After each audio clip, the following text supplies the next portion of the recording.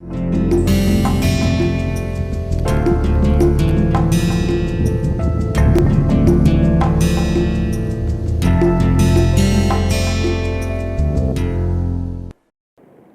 to the course on an introduction to information theory. I am Adrish Banerjee from Indian Institute of Technology, Kanpur, and I am going to teach this course. Now in today's lecture, I am going to give you a brief overview of the contents of this course, what does information theory deals with, and I am also going to talk about some of the books that we are going to follow in this course. So, the first lecture notes that we are going to follow in this course is by late Professor James L. Massey. These are Applied Digital Information Theory 1, and these lecture notes are available at this website, which is maintained by ETH Zurich. These are very nice sets of lecture notes on information theory and very easy to read and understand. Another classic book on information theory is by late Professor Thomas Cover and his student Joy Thomas. It's called Elements of Information Theory, second edition, and this book is available in cheap Indian edition. It's a very classic book on information theory, and it covers most of the topics that we are going to cover in this particular course. Some of the other books, very nice books. This book by Professor Robert G. Gallagher, it's a very classic book on information theory. You can also follow this book, or there's a modern book on information theory which contains some modern topics which obviously we would not be covering in this particular course, but a very nice book on information theory by Professor Raymond Young. You can also use this book. Another nice book on information theory is a book by late Professor David McKay. Again, this book is very easy to read and very nice book. An old classic on information theory is a book by Professor Robert Ashe. This does not cover all the topics that we will be covering in this course, but whatever topics it covers, it presents in very nice fashion. Another classic book on information theory is by Professor Chizar and Kroner, called Information Theory, published by Cambridge University Press. I strongly suggest you read this Collected Papers of Shannon. It's a very nice collection of papers by Claude Elwood Shannon, the father of information theory. This is edited by Sloan and Weiner. A very nice collection of papers by Claude Shannon. Now there's a separate book on network information theory by Professor Abbas Al-Gamal and Yong Han Kim. They also have a set of lecture notes which are readily available on the internet on network information theory. That's a very nice reference on network information theory. And finally, this book covers both classical as well as quantum information theory. Though we will be covering in this course only classical information theory, but those of you who are interested to learn quantum information theory can refer to this book by Emmanuel Desourve. Okay, so let's now talk about what are the course content for this particular course. So we'll first start off with quantifying information. What is information and how do we quantify information? So we'll talk about Hartley's measure of information and Shannon's measure of information, and then we will talk about entropy, relative entropy, mutual information and their properties. After that, we'll talk about some information inequalities, Jensen's inequalities, log sum inequality, and some other results such as Fano's lemma, which we will be using subsequently later on to prove some other results. Then we will move into the problem of source compression, source coding. So source coding can be from block to variable length coding, variable to block length coding, block to block length coding, and variable to block variable length coding. So that depends on whether the input sequence is of fixed length, which we are calling a block, or where input length is variable. That's this block, and this block to variable, whether the output is of variable length or fixed length. So we can get compression. If we take a block of data, we can get compression by representing blocks which are happening more frequently by lesser number of bits, and blocks which are happening less frequently by larger number of bits. So in that way we can reduce the number of bits required to represent a source.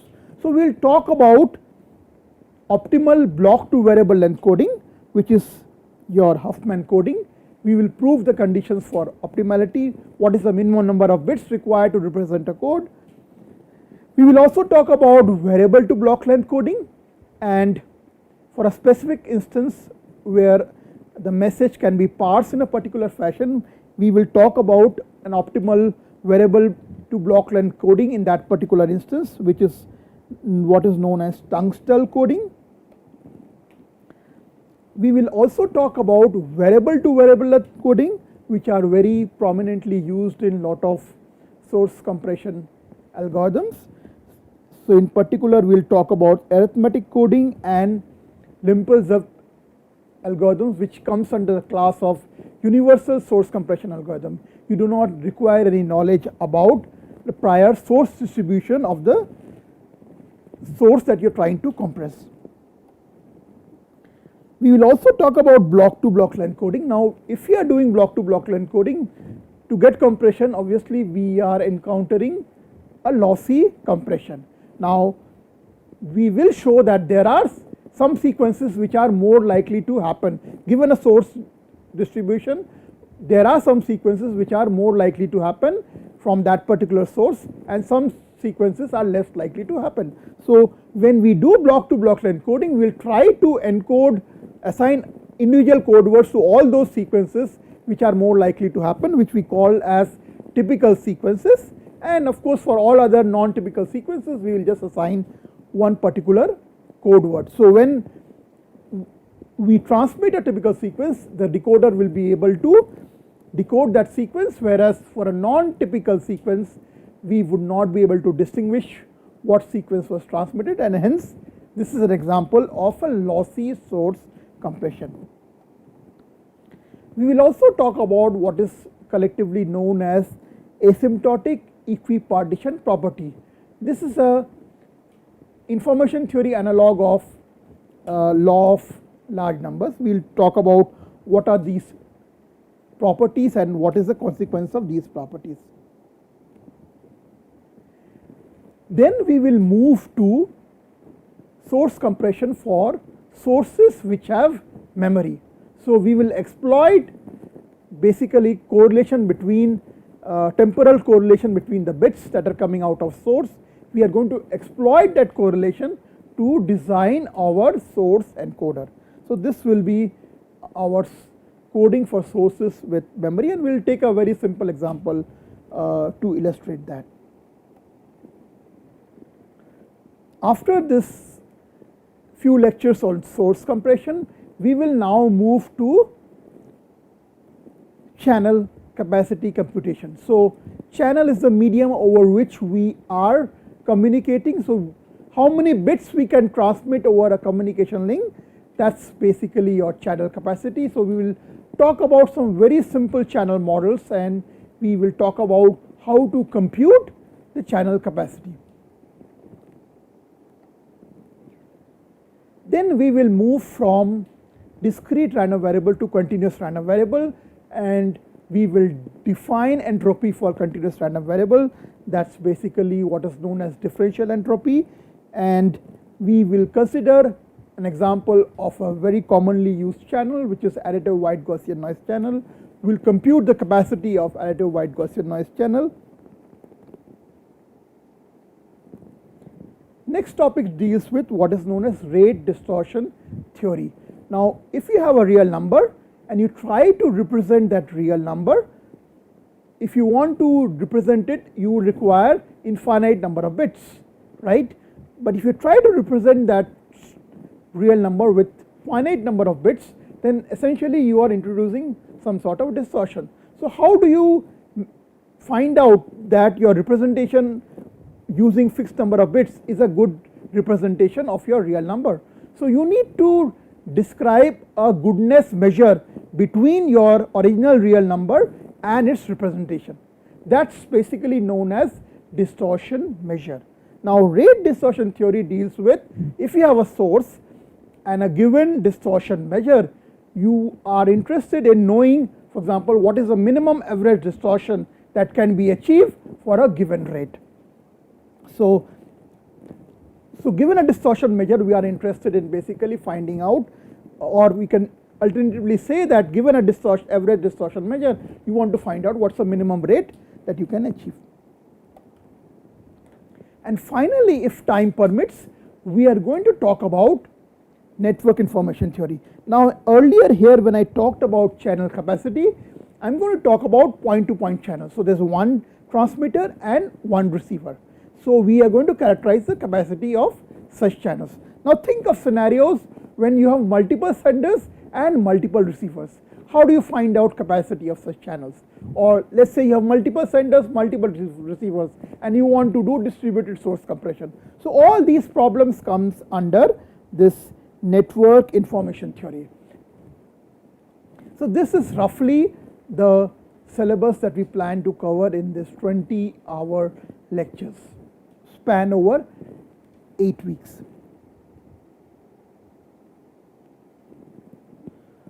So what can you expect after going through this course? You should be able to understand or find out what are the fundamental limits of communication, at what rate we can reliably communicate over a communication channel.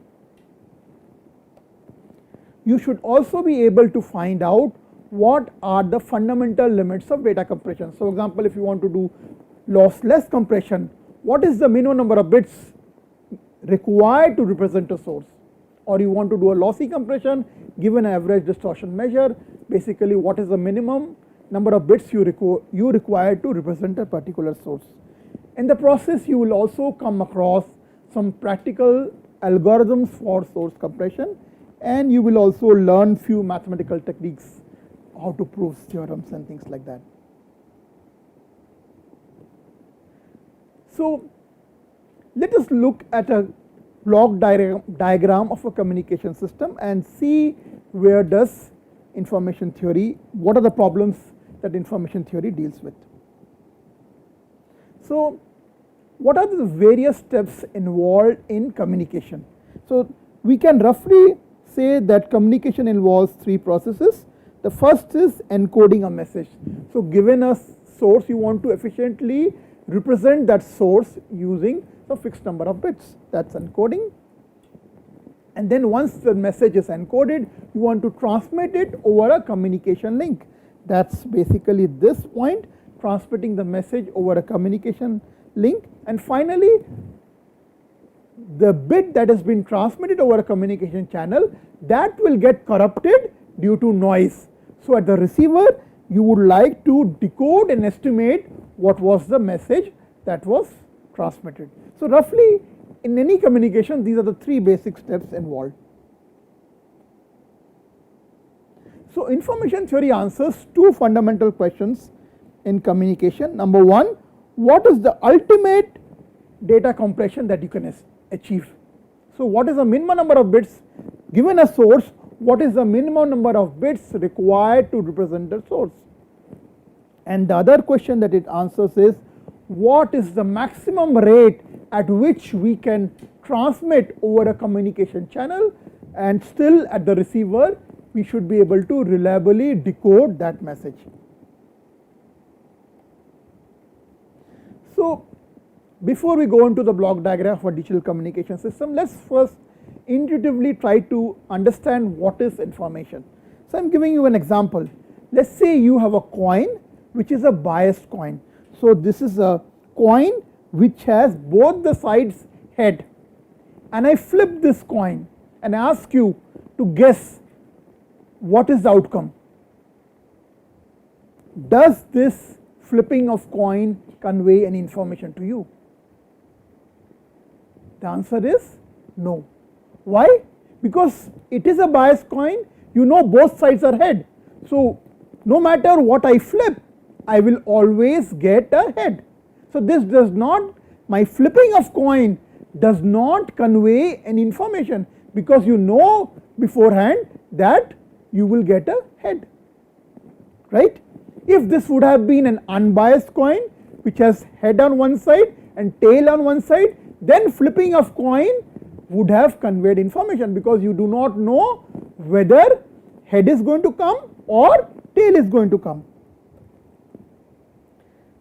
Let's look at a source which produces these bits 3, 1, 4, 1, 5, 9, 2, 6.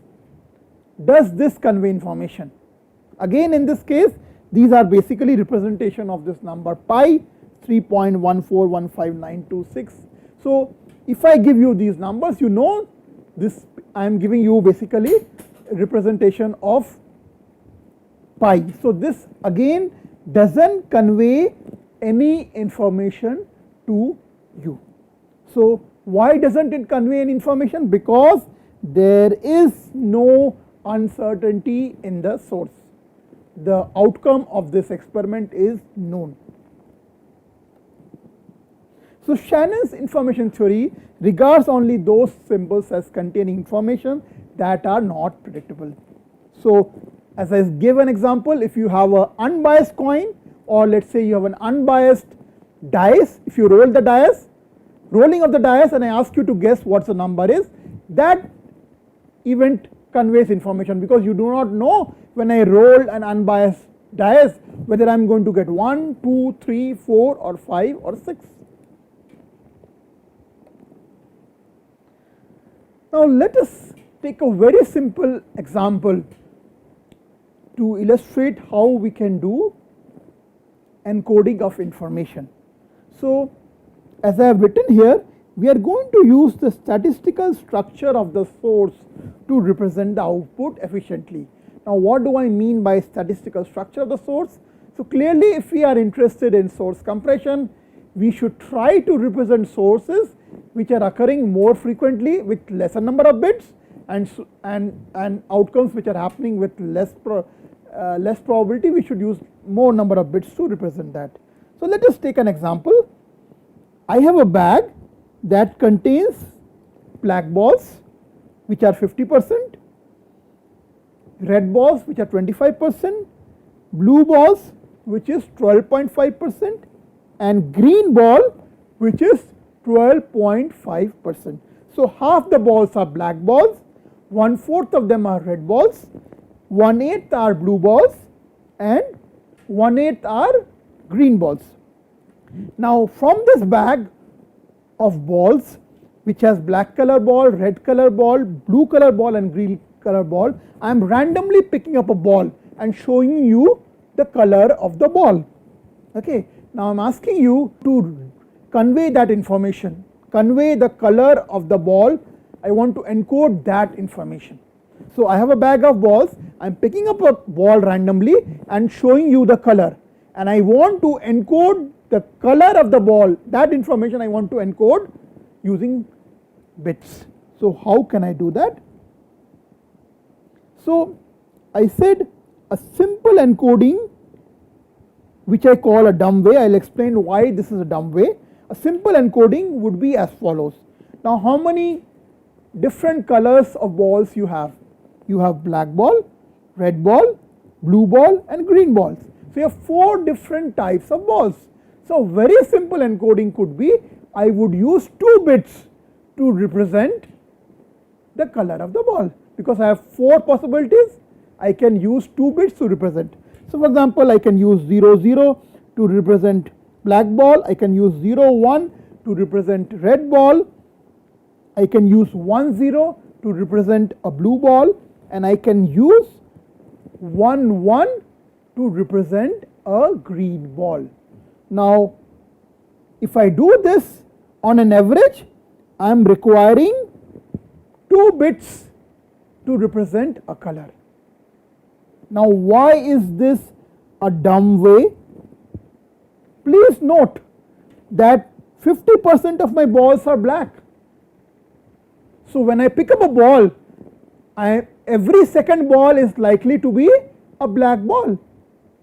Now this encoding which I did here does not take into account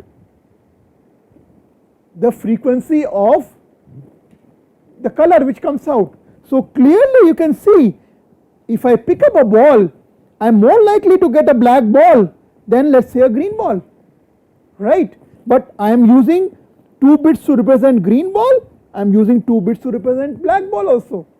So that's why I said this is a simple encoding, but it's a dumb way of encoding, because I am not exploiting the fact that 50% of my balls are of black color. So ideally what should I be doing?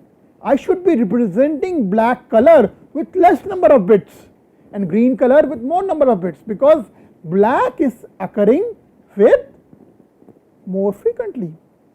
So a smart way of doing could be, so I am using 0 to represent a black ball, I am using 1 0 to represent a red ball, I am using 1 1 0 to represent a blue ball, and I am using 1 1 1 to represent a green ball. Please note, none of these bits which I am using to represent a number is a prefix of any other code. For example, if I get a 0, that's a black ball.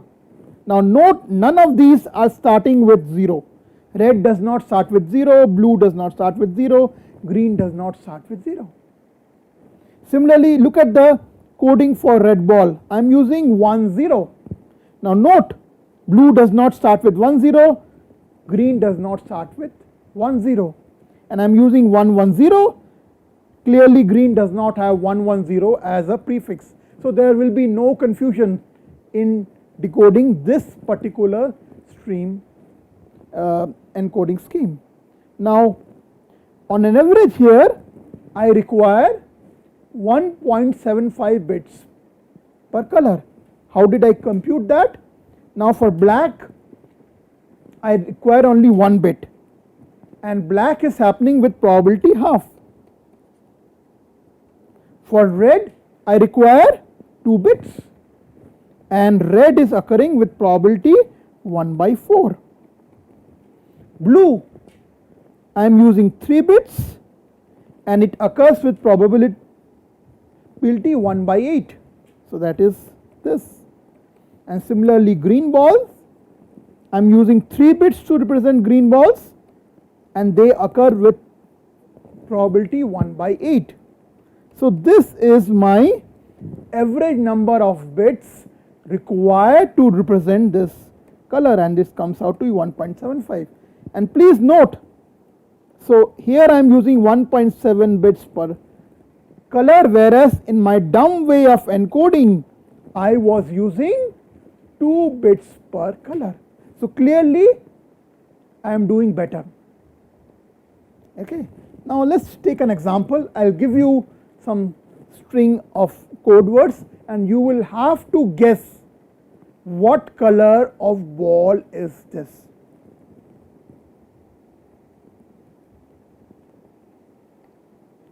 Okay. So let us look at this sequence of number 0 1 1 0 1 0 0 1 1 1. Now note that for black I am using code 0, for red I am using 1 0, for blue I am using 1 1 0, and for green I am using 1 1 1. So let us look at this. The first bit is 0. So what color is this? This is black, because black I am representing by 0. So this is black. Next I have 1. Am I using any 1 to represent any code? So 1 could be red, could be blue, could be green. Let us look at next bit. So next bit is 1 1. Now which code which color has code word starting with 1 1, blue has 1 1 0 and green has 1 1 1. So let's look at another bit. So this is 1 1 0. So what is 1 1 0? That's blue. Okay. Now let's look at next bit, that's 1. So now again this could be red, this could be blue, or this could be green. So let's look at other bit, 1 0. What is 1 0? 1 0 is red. So next ball is red. Next we have 0 here. So what is 0? 0 is black color ball. And next we have 1. So 1 could be red, could be blue, could be green. Let's look at next 2 bits, 1 1. Now 1 1 could be blue or could be green. Let's look at next bit, which is 1 1 1. And what is 1 1 1? That is green. So this is the, you can see this is the sequence of colors which have been encoded using bit this sequence. Another interesting thing you note here is I am using a variable length code. For black I am using 1 bit, for red I am using 2 bits, for blue I am using 3 bits, for green I am using 3 bits. So I am using a variable length code to describe the color of the ball. But because none of these code words are prefix of another code word, I am able to make out the boundaries, or I am able to make out when is a particular code word ending. So you can see using, this is an example of a variable length coding where we use variable length code to describe the color of the ball, and you can see that we are getting advantage in terms of number of bits we are using to describe the color compared to this dumb way of describing where we are not taking into account the fact that black balls are more likely to happen than, let's say, blue balls, green balls or red balls. Okay. So the message is like this. So the main principle of data compression is, can you read this out? Only information essential to understand must be transmitted. Note that I have deleted some letters, but still you are able to understand what is written. So that's the basic idea behind compression, that we would like to represent our source with minimum number of bits. So this was an example to illustrate how source compression is done. Now let's move into the next part of information theory, which will deal with describing or calculating the channel capacity. So let us explain what is a channel and what is a channel capacity. So the transmission medium over which we are communicating is known as channel. So channel is the medium over which we are communicating. Now Shannon in his landmark paper in 1948 described this concept of channel capacity, and he showed that if you try to transmit at a rate below channel capacity, then you can get arbitrarily low bit error performance as long as you consider very large block sizes. So channel capacity is a measure of how much information that we can transfer from the input of the channel to the output of the channel. So this is a measure of amount of information that can be conveyed between the input of the channel and the output of the channel. And Shannon in his landmark paper has mentioned that there exist channel coding schemes which can achieve arbitrarily low error probability provided the transmission rate is less than channel capacity. So channel capacity is the fundamental limit of data transmission. We cannot communicate reliably over a communication channel if the transmission rate is above channel capacity. So for example, if you say a channel capacity of particular communication link is 2 gigabits per second, then we should be able to send at any rate less than 2 gigabits per second, and it should be able to reliably communicate. So let us look at the block diagram of a communication system. So this is an information source that we want to transmit to a receiver here. So what is the first step involved? So this source encoder, what it does is it tries to represent the information source in a compact fashion. For example, in an English language, the letter Q is always followed by U. There is no word starting with Q which does not have U as second letter. So if you want to transmit, let us say a word starting with Q, it is redundant to send U because Q will be always followed by U, right. So the whole idea of source encoder is to basically represent your source efficiently in minimum number of possible bits. And in this course we are going to spend quite a bit of time in talking about these source encoders. We will talk about practical source encoding algorithms, we will talk about what is the fundamental limit. If you try to compress beyond that, you cannot get a lossless compression. Once you have the compressed bit, the idea of this encryption is to secure basically, so you do not want those bits to be deciphered by unwanted users. So this is for security, you do some encryption. The idea of channel encoder is to introduce some redundancy in the source in a controlled fashion, so that with the help of those controlled redundant bits you should be able to detect or correct errors. So after this channel encoder you have what is your modulation. So you want to transmit those bits over a communication channel, you do modulation.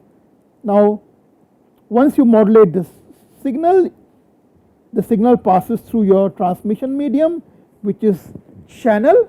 Again we will spend some time in characterizing what is the capacity of this transmission medium in this particular course. And once, so the output of this channel will be a noisy version of the transmitted waveform.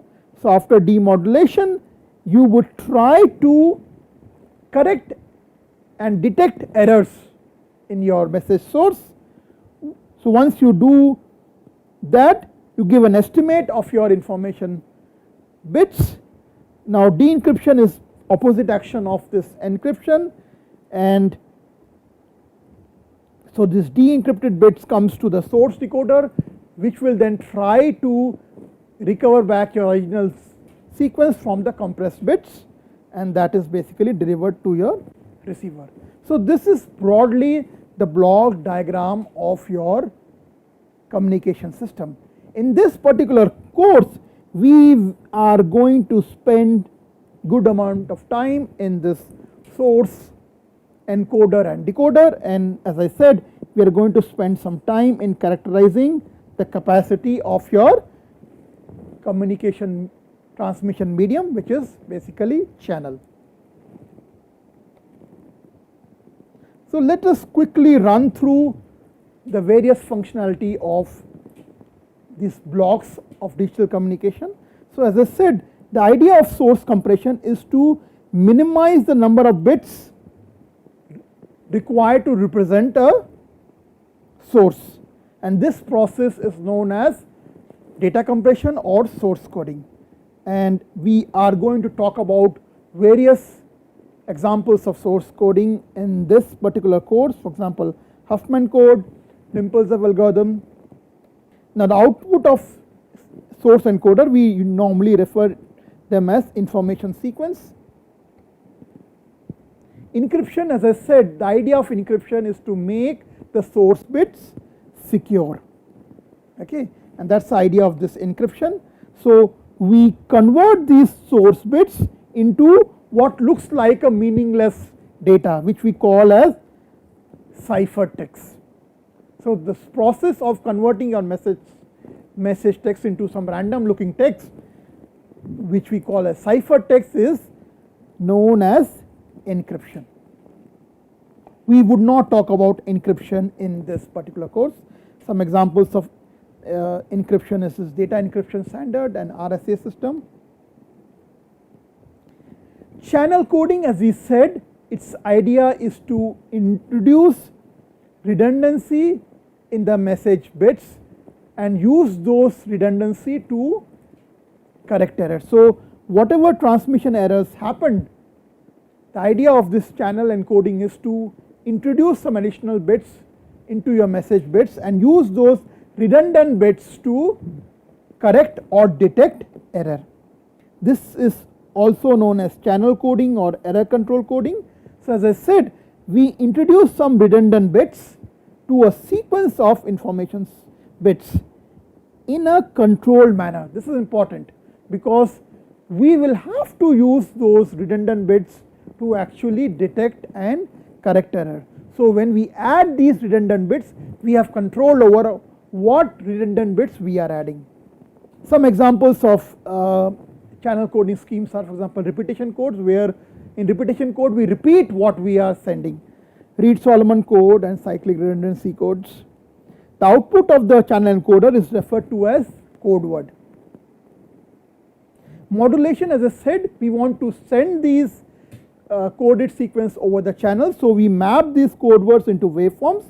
Some examples of digital modulation schemes are phase shift keying and quadrature amplitude modulation. This you must have studied in a digital communication course. Channel, as I said, is the medium over which we are sending our waveforms, and this medium could be wireless or it could be a wireline channel. Now what does channel does? Channel essentially corrupts the waveform that we are sending because it adds noise, there are effect of interference from other signals, there is effect of fading. So our transmitted waveform will be corrupted by the channel.